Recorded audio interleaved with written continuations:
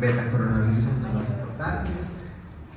Hablamos del ciclo de vida, pues, o el ciclo de replicación mejor que tiene este virus entrando a través de estos receptores, a través de este correceptor, replicando sus ácidos nucleicos y las proteínas pudiendo salir a infectar nuevas células. Ahí vamos en este momento. El cuadro clínico que van a producir este tipo de virus es muy variado. Ya habíamos dicho que la mayoría de los coronavirus van a producir infecciones respiratorias del tracto superior en niños, eventualmente neumonías y otras complicaciones. Pero con este SARS-CoV-19 pues la infección puede tener muchas manifestaciones diferentes. En términos generales, los pacientes pueden presentar cuadros leves que van a ser consecuencia de la replicación viral dentro de las células del hospedador, generalmente del tracto respiratorio, y generalmente en un curso que es inferior a 2 semanas, una semana. La generalmente fiebre, cuando la presentan, cefalea, síntomas respiratorios como tos, rara vez van a presentar cuadros como disnea, puede haber náuseas, puede haber diarrea asociada. Y hoy en día la mayoría de los pacientes que se infectan con ese tipo de virus, pues generalmente no van a presentar un cuadro más allá de un simple resfriado.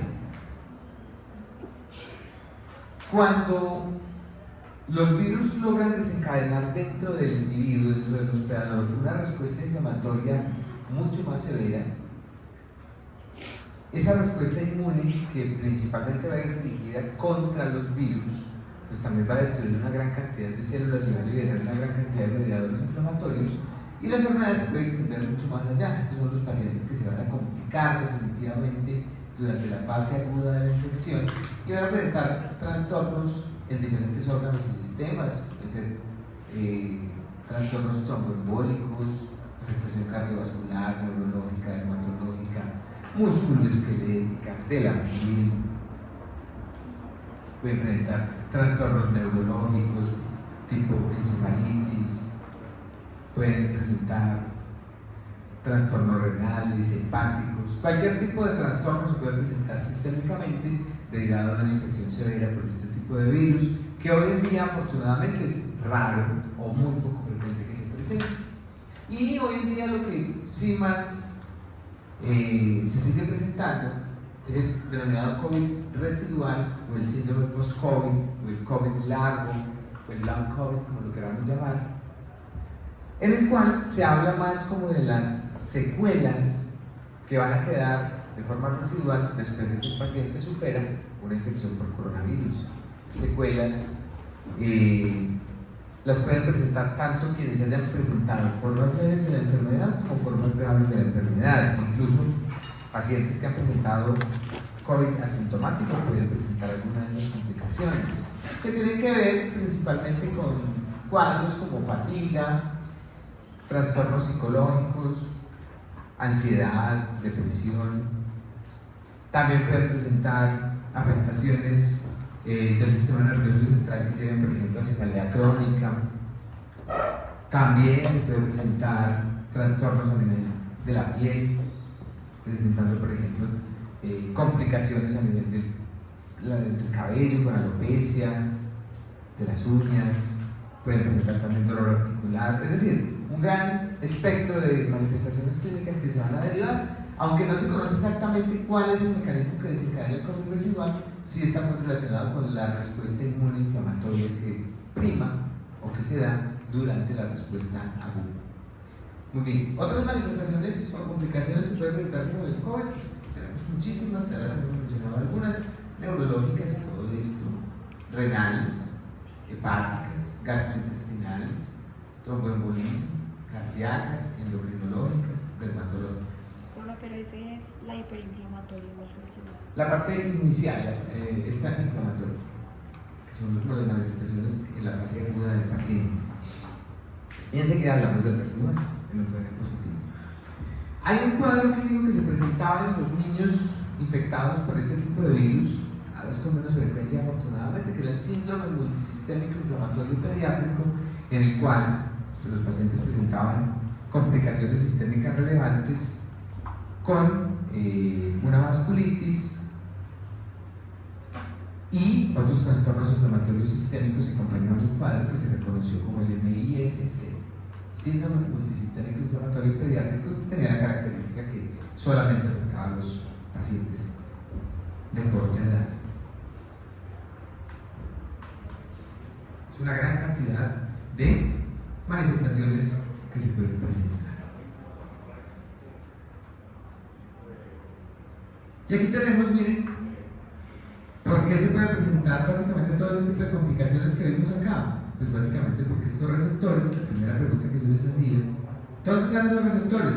En todas las células: corazón, cerebro, vaso, hígado, vasos sanguíneos, tracto gastrointestinal, riñón, páncreas, pulmones. Entonces, por ello, el coronavirus se considera un virus sistémico, pero por tener vía de entrada del tracto respiratorio, pues básicamente a nivel de ese tracto respiratorio es donde va a producir las primeras manifestaciones y que normalmente a ese nivel se va a controlar la infección. Por eso no es raro encontrar todo este tipo de complicaciones que hemos derivado por la gran cantidad de este tipo de receptores que se van a presentar. ¿Listo? Entonces es muy importante.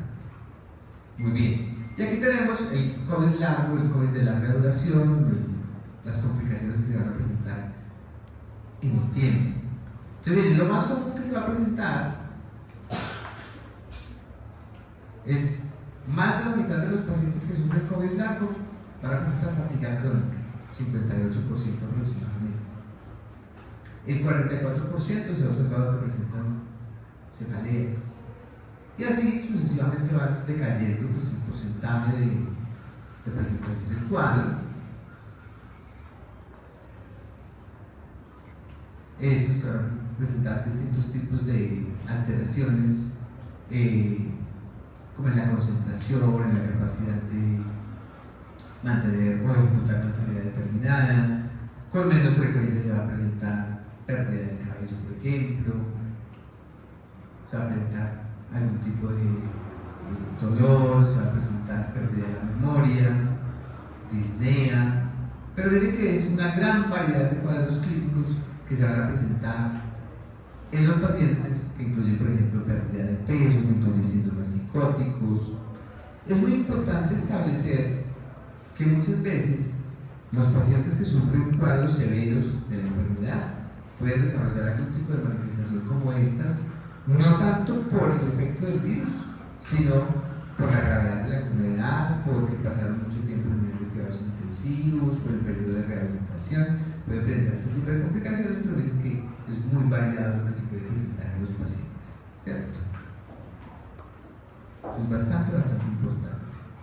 Dentro de los hallazgos como de laboratorio que pueden acompañar a un paciente que queda con un COVID de larga duración, pues destaca uno que más o menos el 20% tiene o tenía un incremento del número de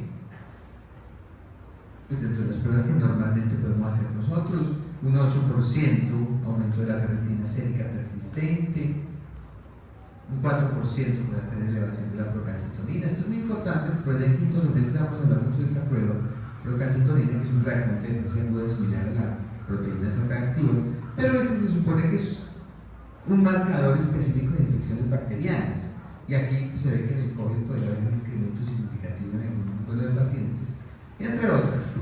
Eso es como relativamente importante. Entonces, para que miren todo el espectro de posibilidades que puede presentar un paciente con COVID de larga duración, y cuando decimos de larga duración, esto puede persistir 6 meses, 1 año, 2 años. Todavía hay pacientes que presentan un cuadro relativamente severo después de 4 años de haber presentado la infección primaria. Entonces, es muy importante. Y hay que establecer una diferencia importante entre lo que se denominaríamos nosotros COVID largo a una secuela directa producida por la infección. Ejemplo, un paciente que quedó con una fibrosis pulmonar derivada de la infección directa, no lo podemos considerar como un efecto de COVID largo, simplemente fue un efecto directo de la infección y sabemos que eso no se va a recuperar a corto plazo, incluso a largo plazo. Pero estas son las manifestaciones que no tienen como una causa específica justificable, más allá de que el paciente tuvo una infección por COVID, van a constituir ese síndrome de COVID largo. Y otra cosa importante en este sentido es no solamente el coronavirus puede producir este tipo de complicaciones. Por allá en 1918, 1957, cuando hubo las grandes epidemias o pandemias de influenza, también se observó que un buen número de pacientes quedaron con gran cantidad de estas secuelas o manifestaciones. O sea, eso tiene que ver más es como con una respuesta inflamatoria contra cierto tipo de agentes infecciosos. Se ha observado, por ejemplo, también algunos pacientes con riqueza, o sea, no solamente es para virus, pero hoy en día se habla de un COVID largo, porque recién acaba de pasar una pandemia y tenemos un gran número de pacientes que pueden presentar este tipo de cuadro. Entonces, ¿cómo sabemos que es un COVID largo? Pues haciendo la asociación de persistencia de síntomas y teniendo la antecedente de que el paciente tuvo coronavirus. Simplemente. Muy bien. ¿Cómo es el diagnóstico de COVID? Pues básicamente tenemos varias formas. La forma más esencial, segura y eficiente de hacer el diagnóstico es a través de PCR que detecta RNA viral. Entonces, miren, aquí tenemos la aparición de los síntomas, sería el periodo de incubación, que recuerden que es variable, ese periodo de incubación puede ser de 2 a 14 días. Normalmente las variantes de coronavirus que tenemos hoy en día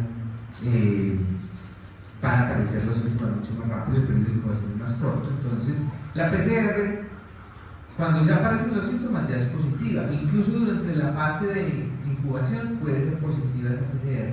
Y se mantienen más o menos niveles detectables de RNA del virus por ahí hasta 2 semanas, 14 días después de que aparecen los síntomas. Entonces es una prueba muy útil, muy buena, idónea para hacer diagnóstico en esas primeras 2 semanas. Es la más sensible y la más específica en esas primeras 2 semanas. También tenemos la detección de antígenos virales. La detección de antígenos virales solamente va a ser positiva después de que aparecen los síntomas.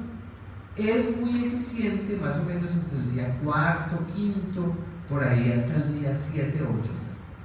Es muy bueno, pero tiene esa limitante, que en el tiempo aparecen los síntomas. Si tú tienes una prueba de antígenos en los primeros 2 días de haber aparecido los síntomas, probablemente te dé negativo. Y si te la haces más o menos 10 días después de que aparecieron los síntomas, probablemente te dé negativa. Entonces, por eso es que si bien la detección de antígenos es útil, la mejor es la detección de RNA viral. Si tenemos un paciente que ya superó las 2 semanas, que no le podemos hacer una PCR porque probablemente le dé negativa, no le podemos hacer una prueba de antígenos porque le va a dar negativa, pues para saber si el paciente estuvo recientemente expuesto al coronavirus, le podemos hacer la detección de IgM, que más o menos a la semana y media, a las 2 semanas, ya empieza a dar positivo. Simplemente ahí pues vamos a saber que el paciente estuvo expuesto a coronavirus de forma reciente. Esta inmunoglobulina tiene una ventaja adicional y es que rápidamente decae, o sea que más o menos a las 3 semanas, 4 semanas va a dar negativa. Entonces básicamente la IgM positiva pues va a hablar de un contacto cercano o mejor dicho de una contaminación reciente con este virus. Por lo tanto, si tenemos una clínica compatible reciente y IgM positivo, pues sabemos que el paciente lo que tuvo coronavirus. ¿Cuándo tendría esta utilidad? Por ejemplo, un paciente que tiene una neumonía, que no responde al tratamiento, un paciente con relativamente factores de riesgo para desarrollar complicaciones. No hay manera de realizar el antígeno viral porque no está disponible, o la PCR tampoco, o el paciente consultó ya más tardíamente. Entonces, pues básicamente lo que vamos a mirar en ese tipo de situaciones es que durante la fase ya de convalecencia,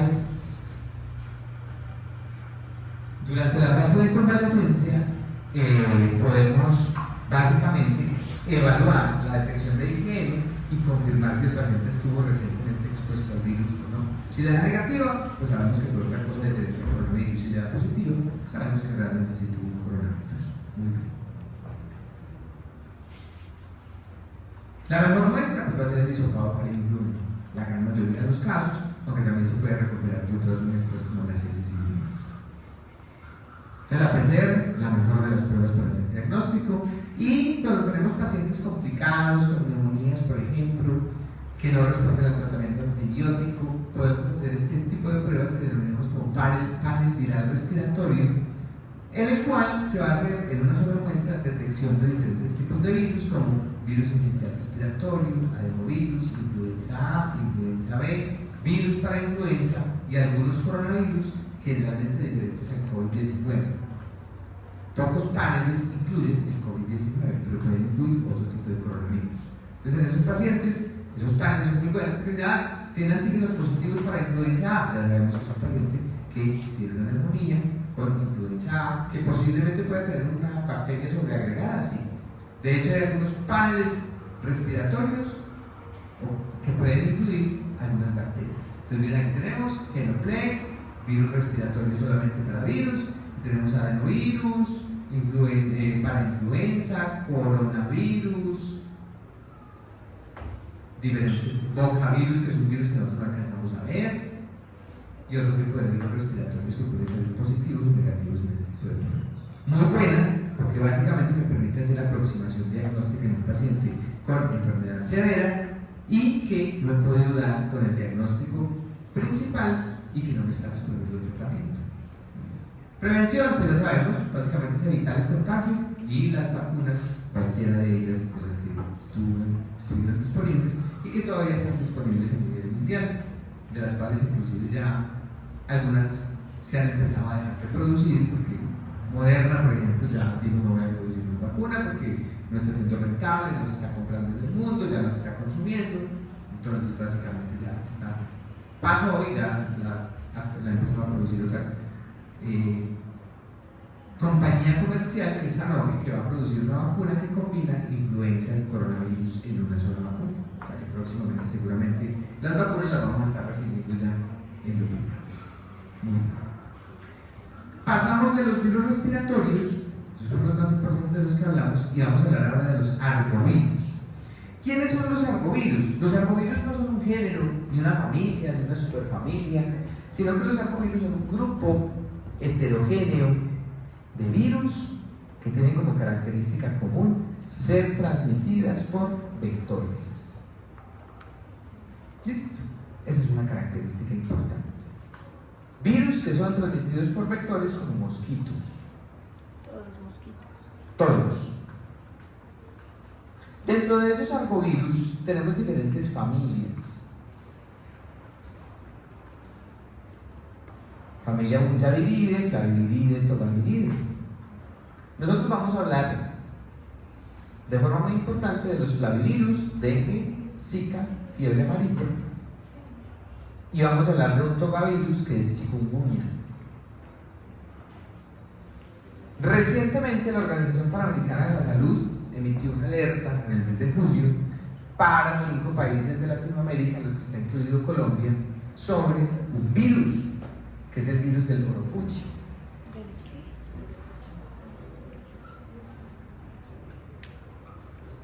Oropuchi. Ese virus pertenece a otra familia, la familia Muntaviridae, y produce una enfermedad que se llama la fiebre del oropuchi. El virus oropuchi produce un cuadro que se llama fiebre del oropuchi, Muntaviridae. Entonces, en tarea, no hay mucha información sobre eso. Ustedes van a leer sobre el virus oropuchi. ¿Qué es ese virus? ¿Qué mosquito lo transmite? ¿Y qué enfermedades produce? Esas 3 cosas. ¿Quién es el virus? ¿Qué mosquito lo transmite? ¿Y qué enfermedad produce? De una vez les anticipo, la enfermedad es muy similar a la que vamos a ver, la que produce el dengue, el zika, el chikungunya. O sea que es un diagnóstico diferencial de. Y como en Colombia circulan los 3, pues es muy importante tener en cuenta que el oropuchi está circulando ya en Colombia, no pues a nivel general, como si lo hacen los otros virus, pero es un virus que ya está en circulación y que probablemente en algún momento vamos a tener casos que van a ser diagnóstico diferencial de dengue. Muy bien. Virus transmitidos por vectores. Vamos a arrancar entonces a hablar dentro de estos arbovirus, vamos a arrancar a hablar de los flavivirus. Vamos a hablar del virus de la fiebre amarilla. ¿Qué características tiene el virus de la fiebre amarilla? Lo primero que vamos a decir es que es un virus que es icosaédrico, es envuelto, RNA de una sola cadena y pertenece al género flavivirus. Como antígenos importantes identificados en esta particularidad, tenemos la denominada glicoproteína E. Glicoproteína E. Esa glicoproteína es muy importante porque En primer lugar, es la responsable de la adhesión del virus a las células que va a infectar. Pero en segundo lugar es porque es inmunogénica, induce una muy buena respuesta inmune.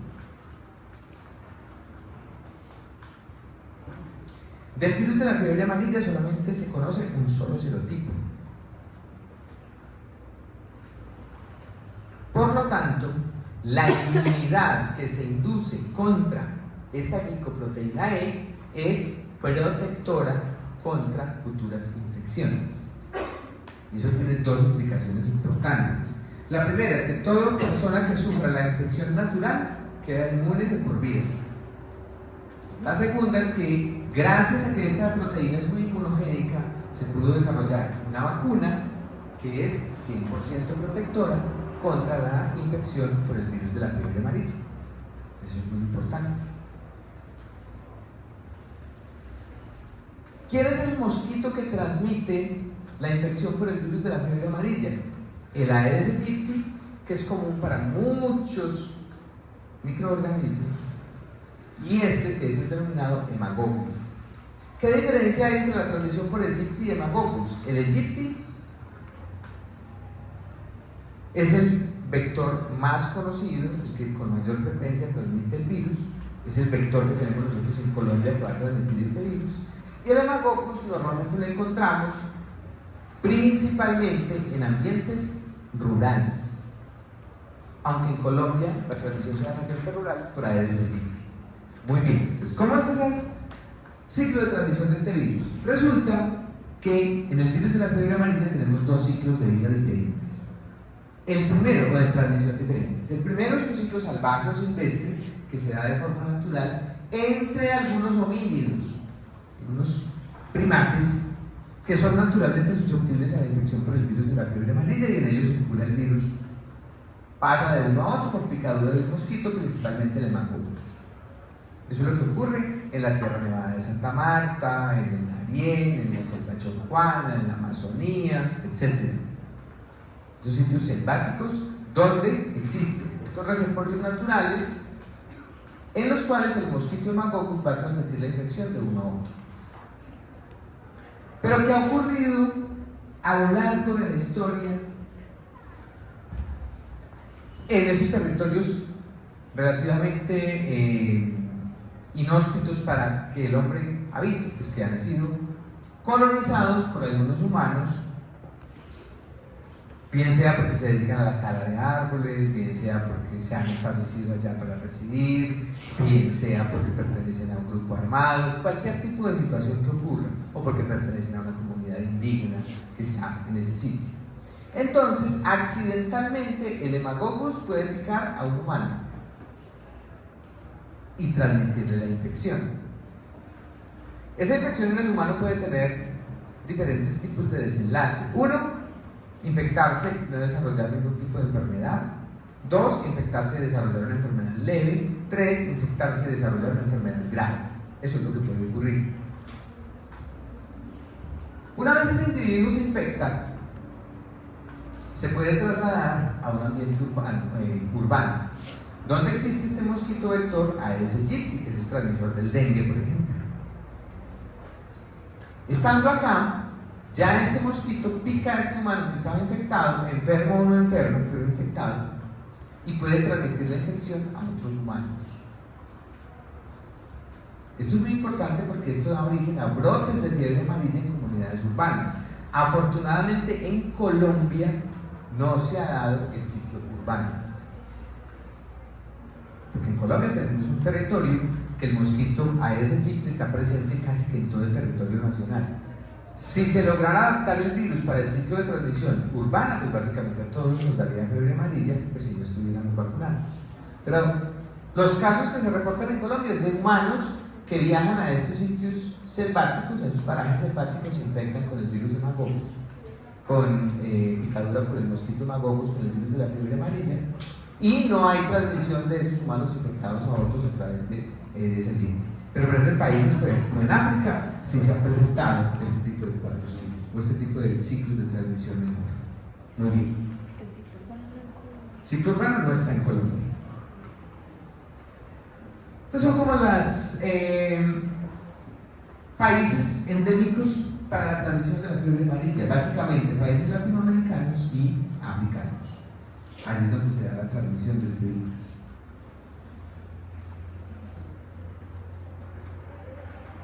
Muy bien, ¿cómo es la patogénesis de este virus? Pues básicamente la patogénesis va a tener un periodo de incubación que es relativamente corto, 3 a 7 días aproximadamente, aunque se puede extender hasta 2 semanas. Es decir, desde que el paciente se infecta hasta que desarrolla los primeros síntomas, puede transcurrir hasta 2 semanas, en promedio unos 5 a 7 días. El virus entra a través de la glicoproteína E, se une a la célula, se multiplica en el sistema mononuclear fagocítico, produce una viremia primaria. Durante esa fase de viremia primaria, pues básicamente lo que van a producir son síntomas inespecíficos, como ya lo hemos visto para otros virus, que generalmente se caracteriza por fiebre y otros síntomas inespecíficos, que puede ser malestar general, cefalea, mialgias, artritis. Posteriormente, este virus puede progresar, llegando a infectar órganos específicos, como por ejemplo hígado, vaso, corazón, riñón, cerebro. Este virus tiene una característica muy importante, es que es muy viscerotrópico, es decir, tiene mucha afinidad por infectar diferentes tipos de órganos. Cuando infecta los hepatocitos, pues básicamente puede producir un cuadro importante que es una fiebre icterohemorrágica, cuadro característico del virus de la fiebre amarilla en fases graves, cuadro icterohemorrágico de compromiso hepático. Puede producir también encefalitis o meningitis, principalmente encefalitis cuando afecta la parénquima cerebral, pero puede tener otro tipo de compromisos, como por ejemplo alteraciones cardíacas, renales, circulatorias y demás. Los pacientes infectados con el virus de la fiebre amarilla, usualmente, si se hace un estudio histopatológico, por ejemplo a nivel del hígado, se pueden encontrar las estructuras que se denominan como los cuerpos de Consilman, que básicamente pues, es un hallazgo que no es patognomónico del virus de la fiebre amarilla, porque no es exclusivo, pero que en los pacientes en los que se sospecha la infección y se encuentran este tipo de hallazgos, es muy sugestivo que lo que tiene el paciente es una infección por el virus de la fiebre amarilla. Solo se encuentran en el hígado. Principalmente. Muy bien. ¿Por qué se produce un cuadro grave de fiebre amarilla en los pacientes? Pues básicamente porque, por ejemplo, ¿o por qué se producen los cuadros hemorrágicos más bien en los pacientes que pueden sufrir un cuadro de fiebre amarilla? Básicamente porque disminuye la síntesis y aumenta el consumo de los factores de coagulación, se pueden enfrentar las hemorragias, puede haber un compromiso renal importante, compromiso cardíaco importante, alteraciones metabólicas importantes, y el paciente finalmente puede desarrollar la hemorragia, shock, y generalmente esos pacientes van a desarrollar un cuadro ictérico, por eso hablamos de fiebre ictero-hemorrágica. Entonces aquí veremos un poco más de este tipo de virus. De manifestaciones clínicas, miren, tenemos en primera instancia muchos de los pacientes que se infectan con el virus de la fiebre amarilla es muy asintomático. Recuerden que este es un virus muy viscerotrópico, pero muchos de esos pacientes son asintomáticos, se infectan y el sistema inmune es capaz de controlar la infección de forma muy temprana y no produce síntomas. Eventualmente los pacientes pueden progresar a una viremia primaria, desarrollando síntomas inespecíficos, generalmente fiebre, acompañado de otros síntomas inespecíficos, semejante a una gripa, semejante a una infección por otro arbovirus, y es lo que denominamos como la forma abortiva, porque el virus logra producir una viremia primaria, pero no logra infectar órganos específicos.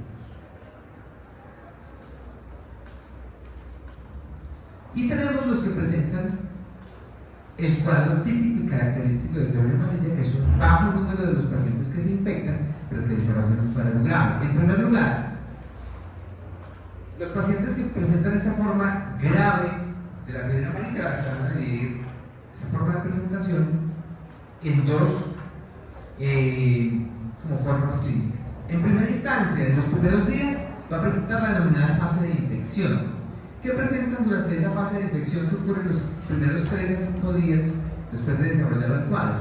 fiebre, cefalea, dorsolumbalgia, que es muy característico de este tipo de cuadro, náuseas, vómitos, escalofríos, diarrea, deshidratación, inyección conjuntival, también es un hallazgo importante en este tipo de cuadro clínico, postración y el signo de Payet, que es, pese a que el paciente tiene fiebre, el pulso es lento.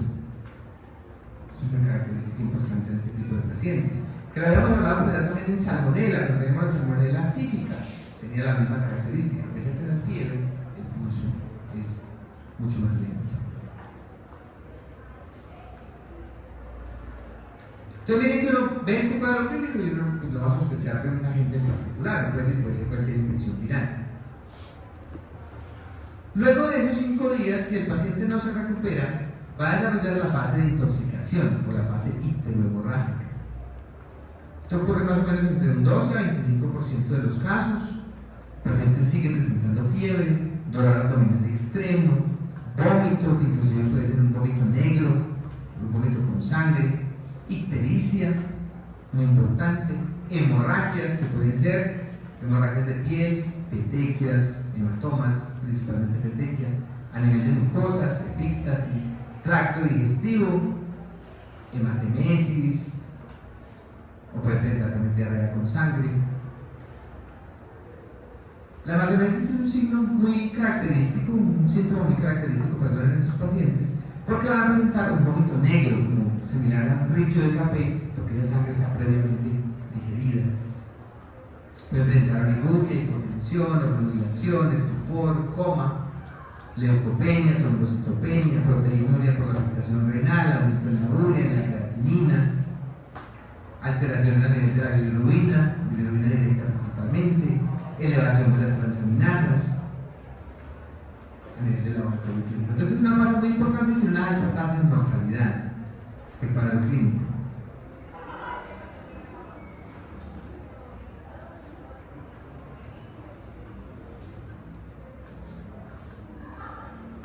Tasa de mortalidad elevada.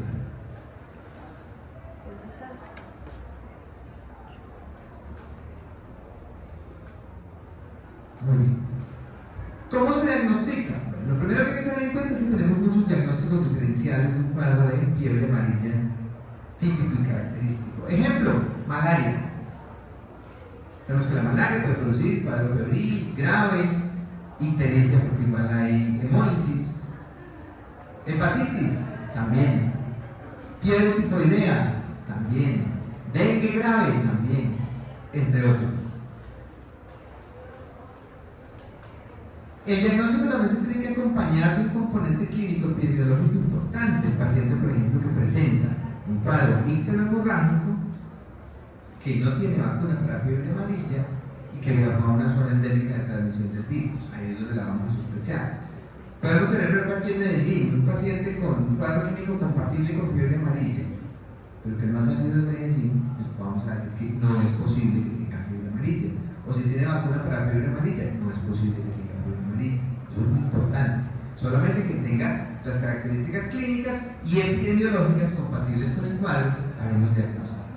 El diagnóstico confirmatorio lo podemos hacer por aislamiento del virus mediante cultivo, detección de antígenos, detección del genoma viral mediante PCR, y eso lo podemos hacer en suero, lo podemos hacer en plasma, por ejemplo, de los pacientes.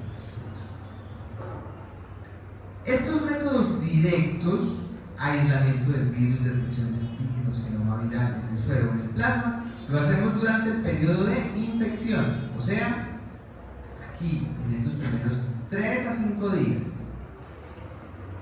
Después del 5.º día, o sea, cuando está en la fase de intoxicación, ya no podemos hacer detección directa porque los virus desaparecen de circulación. Ahí tendremos que hacer detección de anticuerpos y hacer la correlación clínico-epidemiológica junto con el resultado de la prueba de laboratorio. Entonces, pasa la infección, diagnóstico directo. Muy bien. Detección de anticuerpos, IgM o anticuerpos totales en infección y convalecencia, es decir, una vez el paciente está ya en la fase icterohemorrágica, porque los anticuerpos aparecen más o menos al 5.º o 6.º día, o durante el periodo de convalecencia del paciente si logró sobrevivir. Son positivos los anticuerpos desde el quinto día, eso es muy importante, y presentan reacción cruzada con anticuerpos contra dengue y otros flavivirus. Eso dificultaría la interpretación del diagnóstico a través de los anticuerpos. Sin embargo, nosotros vamos a asumir que son específicos, o sea, no vamos a tener en cuenta que hay reactividad cruzada entre dengue y fiebre amarilla. ¿Listo? O sea, cuando le den positivo para fiebre amarilla, asumamos que es fiebre amarilla. Los pacientes que fallecen con un cuadro clínico probable de fiebre amarilla, pues habrá que hacer diagnóstico histopatológico post-mortem. Siempre es obligatorio enviar a los laboratorios de patología las muestras de hígado, cerebro, para descartar infección por el virus de la fiebre amarilla.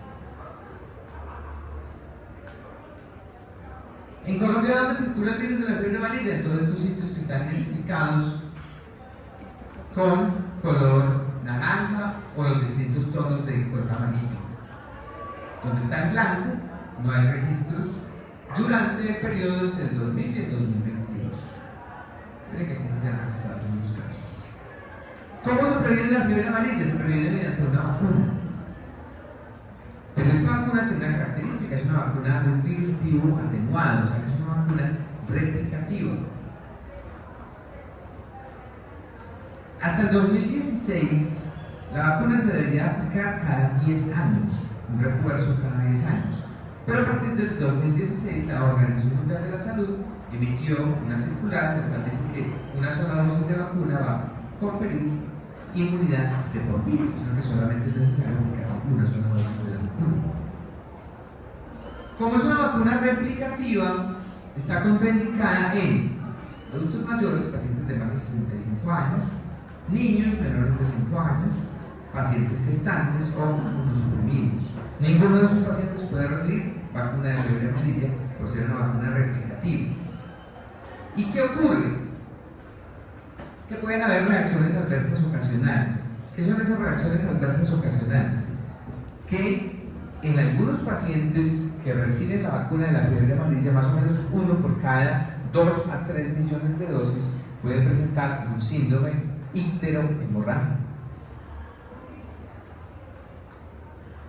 que no va a tener ninguna diferencia con el cuadro clínico del síndrome icterohemorrágico producido por la infección natural por el virus. O sea que si uno está de malas, va y se vacuna para prevenir la fiebre amarilla y le da el síndrome icterohemorrágico. Y por ello es que los pacientes inmunosuprimidos, ancianos, pues adultos mayores, niños menores de 5 años, pacientes gestantes, no van a recibir esta vacuna, por la probabilidad de que se aumente ese riesgo de síndrome icterohemorrágico, porque el virus empieza a replicar mucho más en ellos. Sin embargo, muchos países exigen la vacuna de la fiebre amarilla para poder entrar en sus territorios, o sea, igual todos tenemos que estar vacunados. ¿Cuándo se presenta ese síndrome icterohemorrágico? Cuando se aplicaban varias dosis, era siempre con la primera dosis, nunca con la segunda, nunca con la tercera. Pero hoy en día, pues solamente tenemos una sola dosis de aplicación, igual el riesgo de presentar el cuadro está latente siempre con pacientes se vacunan. Y la prevención también se puede hacer mediante aislamiento de los pacientes con mosquiteros para evitar que un mosquito lo pique y lo transmita a otro individuo. Bueno, entonces eso con relación a la fiebre amarilla. Vamos a hablar ahora de otro virus, diría yo que el más importante de los arbovirus en este momento en nuestro medio, que es el virus dengue. El virus dengue se caracteriza por ser un arbovirus que va a producir una infección aguda febril. Esto es muy importante, por eso se lo resalto aquí en rojo. Aguda y febril. Si el cuadro es crónico, hay que pensar en otra cosa diferente a dengue. Si el cuadro no tiene fiebre, hay que pensar en otra cosa diferente a dengue. Frecuentemente epidémica. En este momento estamos en un brote epidémico en Colombia. Y al final les voy a presentar como la estadística más actualizada de los casos de dengue grave y demás que hay en el país. Se presenta a manera de brotes y generalmente en Colombia tenemos un brote severo o grave más o menos cada 4 a 5 años. Porque en este momento tenemos un brote muy importante en Colombia. ¿Quién es el agente etiológico? El virus dengue. Esta es la sigla del virus dengue. Tenemos 4 serotipos diferentes para el dengue: dengue 1, dengue 2, dengue 3, dengue 4.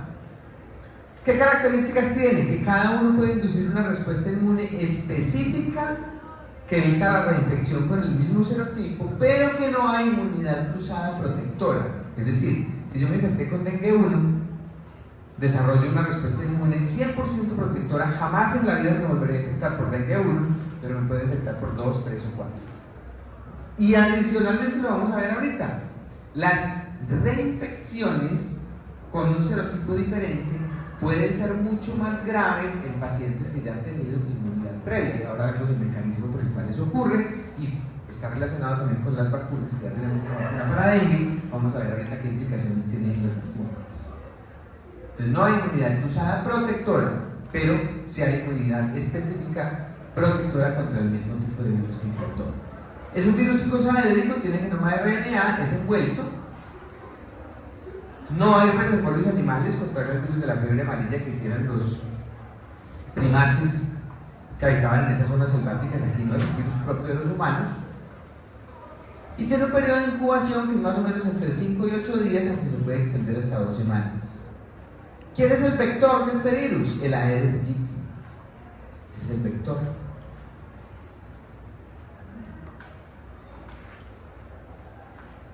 También tenemos otros Aedes que pueden transmitir el dengue, pero el principal es el Aedes aegypti, que se va a criar en pequeños depósitos de agua o grandes depósitos de agua, pero principalmente en pequeños depósitos de agua en reposo, floreros, llantas, macetas, todo lo que tenga agua recogida por ahí es un sitio idóneo para que se críen estos vectores. Estos vectores tienen más o menos una vida aproximada de unas 2 a 3 semanas y tienen un rango de vuelo de más o menos 200 metros. Eso es muy importante para algo que vamos a ver enseguida. Viven más o menos 3 semanas y tienen un rango de vuelo de aproximadamente 200 metros. Los mosquitos transmisores del virus, tenemos el genoma viral, las proteínas específicas. ¿Cómo es el ciclo de la infección por el virus? Entonces, el virus va a ingresar a través de la picadura de un mosquito infectado. Una vez el mosquito inocula el virus, este virus, va a infectar células de Langerhans.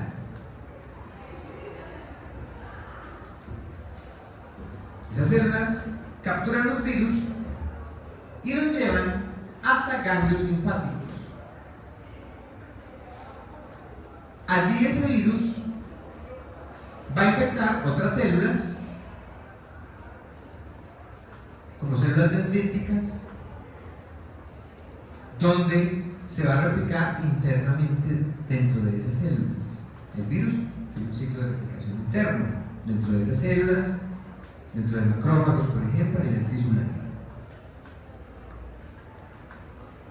Esto va a producir entonces que una gran cantidad de virus puede salir a circulación produciendo una viremia.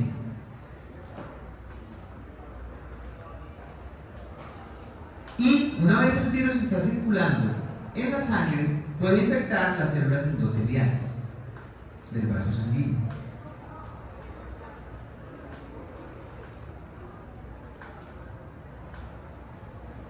Pueden ocurrir varias cosas. Lo primero que puede ocurrir es que después de la viremia el virus desaparezca completamente porque el sistema inmune lo controla. O puede ocurrir que haya una infección muy marcada de las células endoteliales y se produzca una forma de dengue grave, que ahora vemos cómo se produce el dengue grave. Cuando está la fase de viremia, que va a durar más o menos entre 3 a 5 días, otro mosquito puede picar a este individuo, infectarse para ir a transmitirlo a un individuo adicional. Pasados esos 5 días,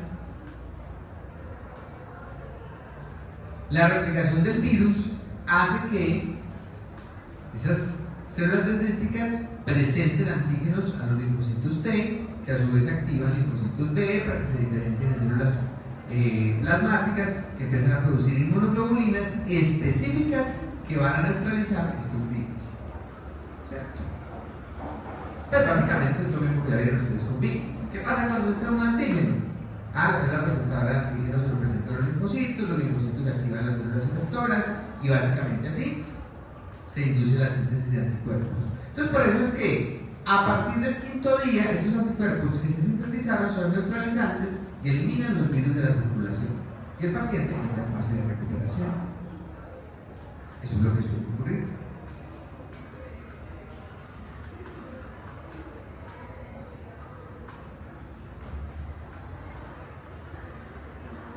Muy bien. Entonces el virus se replica activamente más o menos por un periodo de 5 días dentro del individuo. Posterior a eso desaparece porque los efectos de la infección viral pueden persistir. Muy bien, aquí tenemos unas definiciones importantes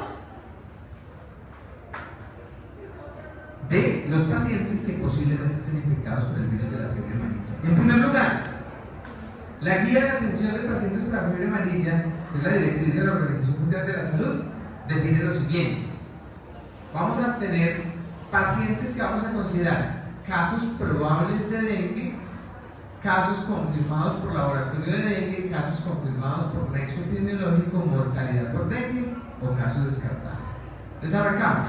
¿Quién es un caso probable de dengue? ¿Cuándo podemos decir que es probable que ese paciente lo que tiene es un dengue?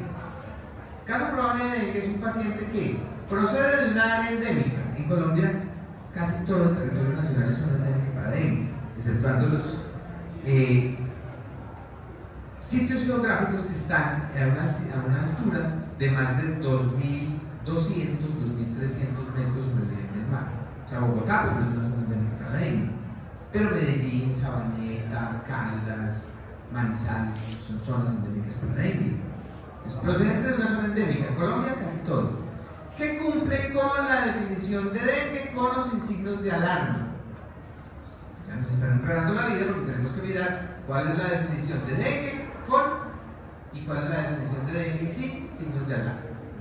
¿Cuándo decimos que un paciente puede tener dengue sin signos de alarma? Es lo que antes se conocía como el dengue clásico. Es un paciente que tiene, en primer lugar, fiebre. Si no tiene fiebre, no piensa en dengue, piensa en otra cosa. Y se los he preguntado varias veces en los parciales. Paciente de tantos años que presenta dolor retrocular, tal cosa, pero no les menciono fiebre por ningún lado. Responde, es un caso probable de dengue, es un caso descartado. O sea, por el caso probable de dengue, no, si no tiene fiebre, no tiene dengue. Piensa en otra cosa. Es una enfermedad febril aguda. Entonces, paciente que tiene enfermedad febril de 2 a 7 días. Si tiene una fiebre de 10 días, piensa en otra cosa, no piensa en dengue. Que eventualmente se puede presentar un dengue que evolucione. Sí, pero es lo raro. La guía dice enfermedad febril aguda de 2 a 7 días de evolución, en la cual se van a presentar además 2 o más de las siguientes manifestaciones. Tiene que tener fiebre y tiene que tener por lo menos 2 de las siguientes manifestaciones: cefalea, dolor retrocular, mialgias, artralgias, erupción cutánea, rash o leucopenia. Aunque tenga 2 de esas características, ya lo podemos considerar un caso probable de dengue. Si solo tiene fiebre y 2 de esas, es un caso probable de dengue sin signos de alarma, que es la forma más común de presentación del dengue,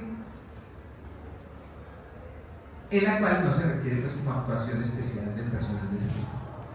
Simplemente es que el paciente se dilate mucho y pasa el periodo de recuperación sin problema.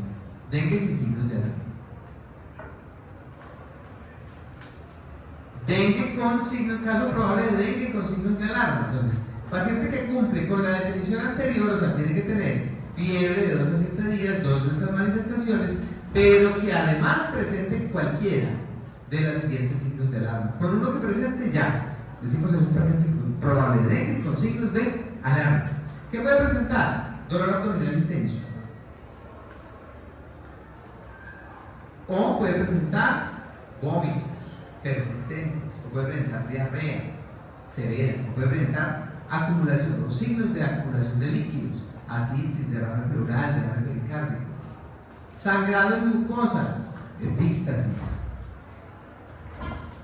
gingivomorragias, petequias, letargo, irritabilidad, hipotensión postural, hepatomegalia dolorosa de más de 2 centímetros, caída abrupta de la temperatura, hipotermia, disminución de las plaquetas por debajo de 100.000, asociado a hemoconcentración, un aumento del hematocrito. En esos casos, uno va a pensar que probablemente lo que tiene el paciente es un dengue con signos de alarma. Miren que cada uno de estos hallazgos, de lo que me está hablando es de que probablemente ese paciente tendría un compromiso orgánico específico, ¿cierto? Dolor abdominal intenso y continuo, dolor de la palpación, vómitos, diarrea, acumulación de líquidos, sangrado, letargo, hipotensión, hipotermia, trombocitopenia y incremento del hematocrito. Son signos de alarma característicos de un dengue con signos de alarma. ¿A qué obliga eso? A que el personal de la salud tiene que actuar, tener ese paciente bajo observación, porque los signos de alarma se han identificado para dar una alerta, una alarma sobre que este paciente se me puede complicar y se me puede morir en un corto periodo. Y tenemos caso probable de dengue grave. O sea, signos de alarma es que el paciente puede desarrollar un dengue grave. ¿Y cuándo es un dengue grave? Todo caso de dengue que cumple con cualquiera de las manifestaciones graves de dengue que se manifiestan a continuación. El paciente que tiene una enfermedad aguda de 2 a 7 días con cualquiera de estas manifestaciones y que presenten cualquiera de estos hallazgos: extravasación severa de plasma, hemorragias severas, daño de órganos directo. Eso es lo que va a constituir un caso de dengue grave. Este paciente ya tiene que ser trasladado a una unidad de cuidados intensivos para que reciba atención prioritaria. ¿Y quién es un caso probable de muerte por dengue? El que muere con diagnóstico probable de dengue. Simplemente. Paciente que tenía estas características y falleció, no lo alcanzamos a diagnosticar, caso probable de muerte por dengue. Paciente que tenía estas características y falleció, caso probable de muerte por dengue. ¿Listo? Epidemiológicamente eso es muy importante porque todo paciente que fallece con diagnóstico probable de dengue hay que confirmar post-mortem el diagnóstico y reportarlo. Todo esto lo tienen ustedes ya en las diapositivas, simplemente es tratar de comprenderlo bien en qué se diferencia el caso probable de dengue sin signos de alarma, con signos de alarma, o caso probable de dengue grave. ¿Cuándo decimos que es probable? Cuando no hemos hecho las pruebas de laboratorio confirmatorias para poder decir si tiene o no tiene dengue. Pero por clínica y por los datos epidemiológicos podemos decir probablemente tiene dengue. Cuando ya hacemos las pruebas, pues tenemos caso confirmado. Caso confirmado por laboratorio, un caso probable de dengue sin signos de alarma, con signos de alarma o dengue grave, al que le hemos hecho pruebas específicas para determinar si tiene dengue. ¿Cuáles son las pruebas específicas? ELISA, para detectar un antígeno que es el NS1, la PCR para detectar el genoma viral, el aislamiento viral en cultivos, en pacientes con hasta 5 días de evolución del cuadro clínico. O sea, hasta el 5.º día puedo hacer pruebas directas: aislar el virus en cultivo, detectar el antígeno NS1, hacer PCR. Después del 5.º día ya se va a detectar IgM. O sea que a partir del 6.º día, entre el quinto y el 6.º día, aparece el IgM y así hacemos el diagnóstico confirmatorio. Aquí hay una cosa muy importante que le refiere aquí la guía, que se pueden hacer pruebas rápidas para la detección del dengue.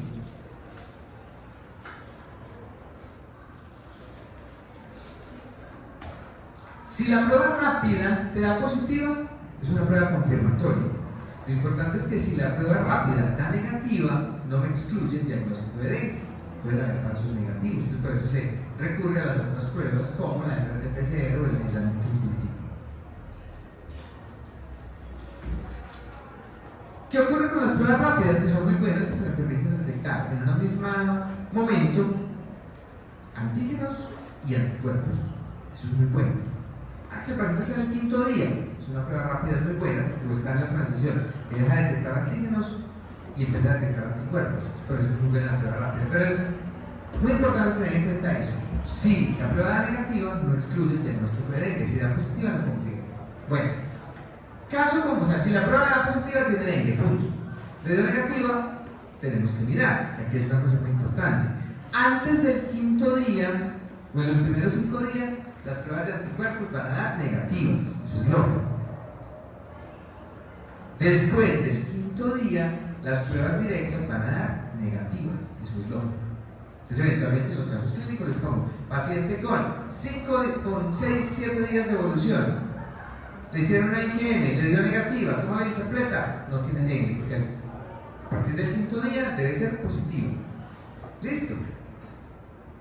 Tiene 7 días de evolución. Una prueba para detectar antígenos le dio negativa. Eso no sirve. Eso no se puede interpretar. Sigue siendo un caso probable de dengue. No puedo decir que es un caso descartado. En los primeros 4 días se le dio negativa a la IgM. No puedo decir que es un caso descartado. Sigue siendo un caso probable porque en los primeros 5 días los anticuerpos van a ser siempre negativos. Entonces, para que lo tengan en cuenta, en los casos clínicos leer muy bien el tiempo de evolución y el tipo de cuadro que está presentando el paciente. Porque el tiempo de evolución me dice qué prueba le puedo hacer. Y el tipo de cuadro me dice si es probablemente un dengue, sin signos de alarma, con signos de alarma o dengue grave. Eso es importante. ¿Cómo más puedo confirmar el dengue? Lo puedo confirmar por nexo epidemiológico. ¿Qué es eso? Cuando yo establezco relación de causalidad entre 2 pacientes que presentan un dengue probablemente. Las pruebas rápidas se pueden hacer en cualquier momento. En cualquier momento, porque detectan antígenos y anticuerpos. Muy bien, entonces, yo diagnostiqué un paciente con dengue, tenía dengue grave, le hice las pruebas y le dio positivo. Y al mismo centro hospitalario consultó en una semana otro paciente con fiebre, cefalea, mialgias, artralgias, dolor abdominal profuso y vómito persistente. Yo digo, caso probable de dengue con signos de alarma. En la semana siguiente, sin necesidad de yo tener que hacerle pruebas a ese paciente, puedo decir si tiene dengue o no. ¿Cómo? Por el nexo epidemiológico. Entonces yo miro, hace una semana tuve un paciente que tuvo dengue grave, le hicimos las pruebas y le salieron positivas. O sea, fue un caso confirmado por laboratorio. ¿Cómo hago ese nexo epidemiológico? Relaciono esos 2 pacientes, el de hoy y el de hace una semana. Tengo que tener uno de los 2 con diagnóstico confirmado. Y el otro lo voy a relacionar epidemiológicamente. Primero, ¿dónde vive? ¿Vive cerca del otro paciente o no? Si vive o reside o se desempeña en un área o en un perímetro menor a 200 metros, cumple el criterio de nexo epidemiológico, el primer criterio. Y el segundo es cuánto hace que el paciente que confirmé tuvo dengue. Si es antes de 3 semanas, ya cumple los 2 criterios para yo decir que es nexo epidemiológico. Porque miren lo que dice: nexo epidemiológico es confirmar casos probables de dengue a partir de casos confirmados. Esos casos tuvieron que haber sido confirmados por laboratorio utilizando la asociación de persona, tiempo y espacio. Profe, lo de las 3 semanas es en cuál paciente. No, los 2 pacientes no se pueden presentar en un periodo más allá de 3 semanas. O sea, diagnostiqué un caso hoy. Si en las siguientes 3 semanas llega un paciente con la sintomatología compatible y vive cerquita de este, puedo decir que es confirmado. Okay. ¿Por qué? Por lo que les decía ahorita, el mosquito, ¿cuánto vive? 3 semanas. ¿Cuánto vuela? 200 metros. Entonces es muy probable que ese paciente lo haya picado el mismo mosquito. Entonces, por eso es que se establece esa relación. Muy bien. Metodología. Tenemos, con la información del diagnóstico previo, se utilizará el nexo epidemiológico para confirmar los casos probables que residan en un perímetro de 200 metros, más o menos 2 cuadras del caso confirmado, y 21 días, 3 semanas anteriores o posteriores al diagnóstico por laboratorio. ¿Cómo así que anteriores o posteriores? Claro, es que resulta que no a todos los pacientes hay que hacerles pruebas para dengue. ¿A quiénes hay que hacérselas obligatoriamente? A los casos probables de dengue grave, a ellos hay que hacerles prueba diagnóstico. Pero los casos sin signos de alarma o con signos de alarma no es necesario hacerles a todas las pruebas. Uno escoge si se les hace o no. Listo. Entonces es posible que yo tuve hoy un paciente con signos de alarma, pero no le hice pruebas confirmatorias. Y en 2 semanas, o en 19 días, o en 20 días, me llega un paciente con signos de gravedad. Entonces tengo que hacerle las pruebas. Le dieron positivas. Ese paciente lo diagnostiqué como dengue grave. Si el paciente que tuve previamente fue antes de 3 semanas y vivía a menos de 200 metros del individuo, también puedo decir que ese paciente lo que tuvo fue dengue con signos de alarma o dengue sin signos de alarma. Esa es la forma de confirmar. Puede ser posterior o anterior al caso confirmado. Eso es muy importante. Siempre hay que confirmar entonces esa característica, las 3 semanas y los 200 metros. Bueno, mortalidad por dengue, pues todo paciente o caso probable de dengue con diagnóstico confirmado que muere. Muy importante, todo paciente que fallece con diagnóstico probable de dengue tiene obligatoriamente que recogerse muestras para confirmarlo posteriormente. Caso descartado, pues cualquier caso probable de dengue que se le hacen las pruebas les da negativas. Simplemente. Bueno, ¿cuál es la fisiopatología de la enfermedad por el dengue? El virus dengue entra y normalmente lo que va a hacer es infectar células dendríticas, macrófagos y en circulación monocitos. La infección de este tipo de células va a inducir apoptosis de esas células con liberación de citoquinas proinflamatorias. Esas citoquinas proinflamatorias pueden promover una disminución del endotelio vascular y pueden promover trastornos de la coagulación en algunos pacientes. También este virus, en los casos graves, va a infectar células del endotelio, donde induce apoptosis, produciendo disfunción endotelial. Si hay disfunción endotelial, se presenta lo que se denomina la fuga plasmática. Entonces el paciente, el plasma se empieza a extravasar. Por eso es que hablamos por allá de signos de alarma, que haya disminución de las plaquetas, aumento del hematocrito, es decir, hay hemoconcentración porque el plasma se está fugando y las células se están concentrando dentro del vaso sanguíneo. Esa disfunción endotelial lleva a hemorragias. También puede haber infección directa del hepatocito. Recuerden que este virus es menos viscerotrófico que el de la fiebre amarilla, pero también puede afectar el hepatocito, produciendo necrosis, pérdida de la función. ¿A qué lleva eso? A incremento de consumo de factores de coagulación y a disminución de la síntesis de factores de coagulación, lo cual agrava las hemorragias. También puede infectar médula ósea con supresión de la hematopoiesis, llevando trastornos de la coagulación por disminución de las plaquetas y finalmente presentarse hemorragias. Por eso es que este cuadro clínico de dengue grave antes se conocía como dengue hemorrágico, pero hoy hablamos más de dengue grave en lugar de dengue hemorrágico.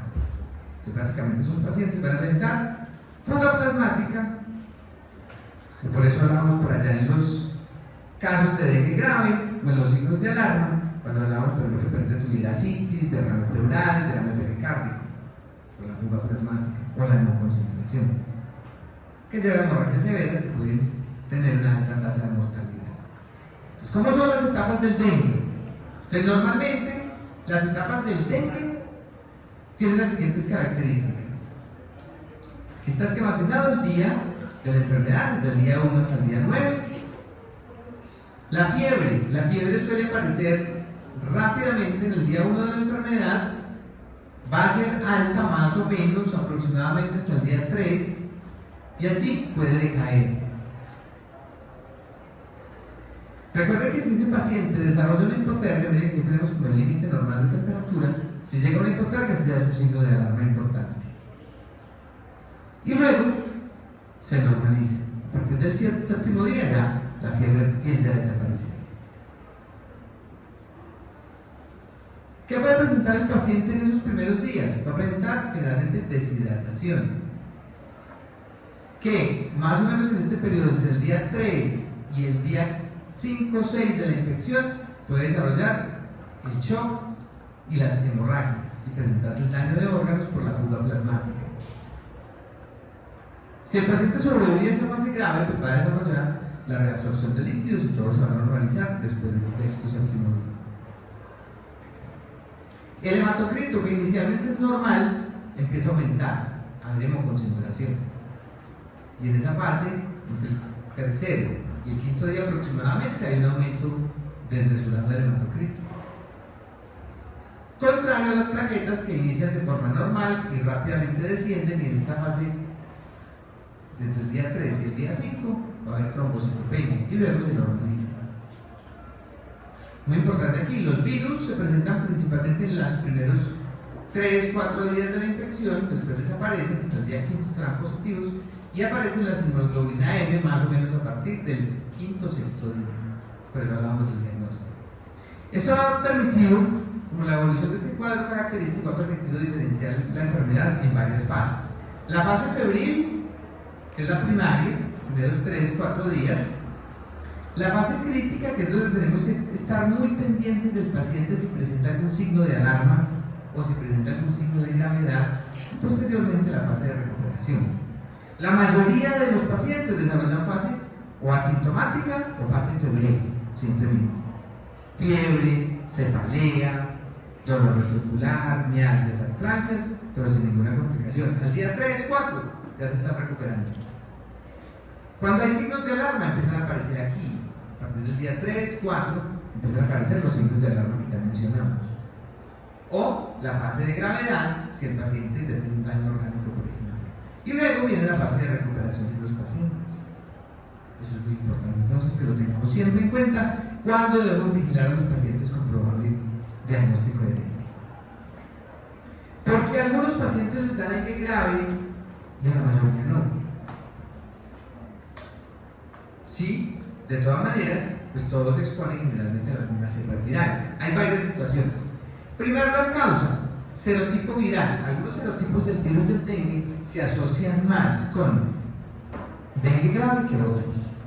Entonces, por ejemplo, el dengue 2, el dengue tipo 2, se asocia con mayor frecuencia a gravedad.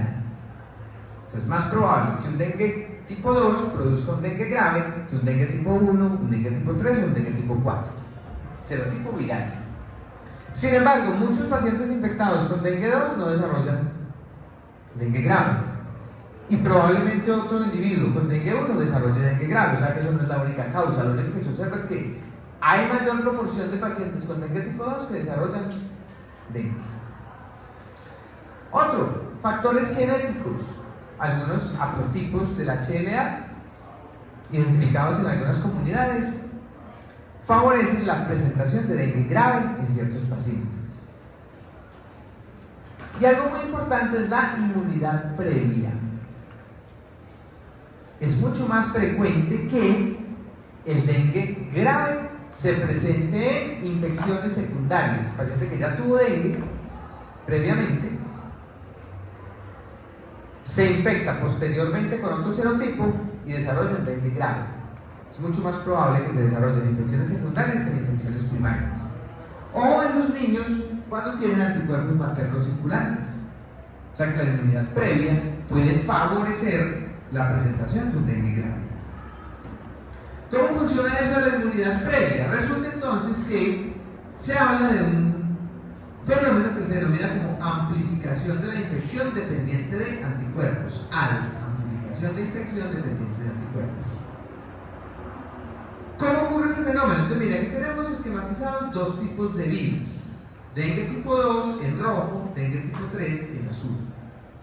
Listo. Un individuo se infecta por primera vez en su vida con dengue tipo 3. Cursa con la infección sin ningún tipo de complicación. Finalmente produce anticuerpos específicos que son capaces de bloquear la entrada del virus dengue tipo 3 en una futura infección. O sea, el paciente ya es inmune contra el virus dengue tipo 3. Pero queda con células plasmáticas, células de memoria, que pueden producir este tipo de anticuerpos a posteriori. para poder prevenir esa infección. Resulta que ese individuo en una segunda infección se infecta con dengue tipo 2. Entonces, claro, ese virus entra, que puede infecta las células, macrófagos, monocitos, de manera natural. Pero resulta que al replicarse y salir a circulación, estos anticuerpos previos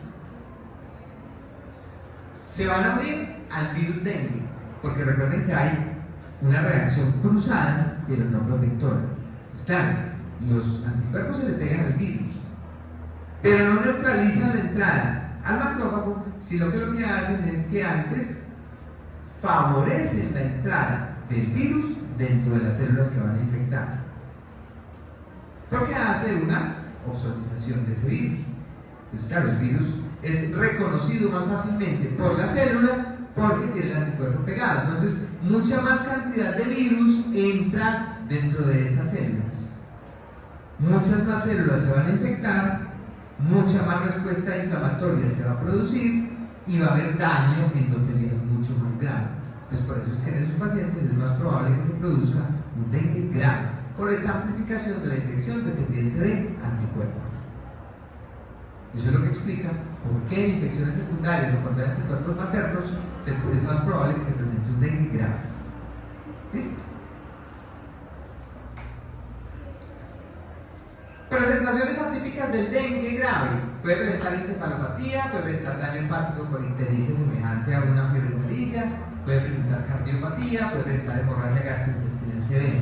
Miren que estos cuadros son muy similares a los de la fiebre amarilla, por eso les decía yo que la fiebre amarilla, uno de los diagnósticos diferenciales que tiene es dengue o dengue grave. ¿Cómo se diagnostica el dengue? Pues básicamente clínico epidemiológico. Tiene que cumplir los criterios para decir que es un caso probable de dengue sin signos de alarma, con signos de alarma o de dengue grave. La detección directa mediante cultivos celulares, mediante detección de antígeno NS1, mediante detección del genoma por PCR, lo hacemos entre el día 0 y el día 5 de la infección. El diagnóstico serológico lo hacemos desde el día 5 al 6º día con IgM. La IgM indica entonces que el paciente recientemente estuvo expuesto a dengue.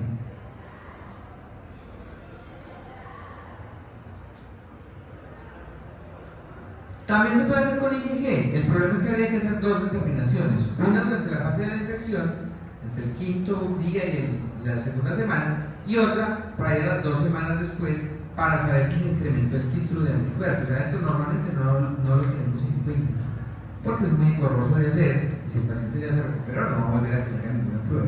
Entonces básicamente es desde el día 5º, 6º, más o menos hasta el día 14 con IgM. Si le da positiva, asumimos que es un diagnóstico confirmatorio de dengue. ¿Listo? Estadísticas importantes para nosotros sobre el dengue, que les decía que estamos en un brote importante de dengue. Este informe es ahorita para mediados de septiembre del 2024. Dengue teníamos 243.538 casos a lo largo del año, un incremento significativo. 106 fallecimientos a lo largo de este año. De esos 243.538 casos, el 62.2% son sin signos de alarma, el 36.8% con signos de alarma y el 0.9% de dengue grave. Antes, la proporción de dengue grave era mucho menor, hoy ha crecido bastante. Antes era el 0.1%, el 0.2%, hoy ha habido un incremento importante en los casos de dengue grave. ¿Dónde está circulando ese dengue grave? Pues como el dengue que puede producir dengue grave, en todos estos sitios, miren. Todas estas que aparecen en rojo, está hablando de un brote, estos que aparecen en amarillo, pues es simplemente una alarma porque se están incrementando el número de casos, y en verde es donde está acorde a lo esperado. Todavía me preguntaron la vez pasada, profe, ¿por qué aparece ahí, si Bogotá no es una zona de transmisión de dengue, por qué aparece en el mapa? Porque pues Cundinamarca es mucho más amplio, entonces Bogotá no hay, pero cerca a Bogotá sí puede haber dengue. Entonces esto es muy importante. Miren la evolución de los casos de dengue. 2015, 56.000 casos. 2016, 80.000. 2017, 16.000. El último brote que se había presentado entonces fue más o menos en 2020, 63.331 casos. 2023 ya empezamos el segundo brote, 64.250, y se ha sostenido, pero miren, este es el número de casos hoy, sin que se acabe el año, es mucho mayor que los brotes anteriores, 243.000 casos. Entonces, demasiado si consideramos que antes se presentaba más o menos una tercera parte de casos en este número de pacientes. Muy bien. Prevención, vacuna. En este momento tenemos una vacuna en Colombia. Tenemos dos tipos de vacunas aprobadas. Esta, que básicamente era una vacuna, la primera que se autorizó para el dengue, tetravalente, cubría contra los 4 serotipos, era viva, se aplicaba en 3 dosis a pacientes entre 6 meses, en un intervalo de 6 meses a pacientes entre 9 a 45 años, podía extenderse más o menos hasta los 60 años según la regulación de los países donde se aplicaba. Pero muy importante, esta vacuna requería previamente un cribado para detectar anticuerpos contra dengue. ¿Qué es eso? Que al paciente que iba a recibir la vacuna le tenían que hacer detección de anticuerpos IgG para dengue. Si el test le daba positivo, le podían poner la vacuna. Si le daba negativo, no le podían poner la vacuna. ¿Por qué? Por esto. Porque la vacuna actuaba como una primoinfección en los pacientes que no habían tenido dengue, y cuando se infectaban podían presentar formas más graves de la enfermedad. Entonces, por eso la vacuna solamente se le aplicaba a pacientes que ya tuvieran dengue. Sanofi, que era quien producía este tipo de vacunas, ya la está descontinuando porque la gente no tiene demanda de este tipo de vacuna. En Colombia hoy tenemos esta vacuna, la Qdenga, vacuna tetravalente con virus vivos atenuados. La OMS recomienda su uso en niños de 6 a 16 años en entornos de alta transmisión de dengue, donde probablemente esos individuos a los 6 años ya han sido previamente infectados. No es una vacuna que se recomiende para zonas muy endémicas. Y no se ha evaluado desafortunadamente el perfil de seguridad con los serotipos dengue 3 y dengue 4, es decir, que son seronegativos, o sea, pacientes que no han tenido dengue previamente, que se vacunan y luego se infectan con dengue 3 o dengue 4, no se sabe a ciencia cierta si se incrementa el riesgo de que se produzcan formas graves de la enfermedad. Entonces, básicamente, esta vacuna la tenemos nosotros en Colombia disponible, pero solamente se debe aplicar a pacientes entre 6 y 16 años de edad en zonas de alta transmisión. ¿Listo? Dejemos aquí y ya en la próxima clase, que la van a programar mañana, la programarán para la semana entrante, un día, terminamos chikungunya, Zika, nos falta un poquito para terminar. ¿Listo? Muchas gracias.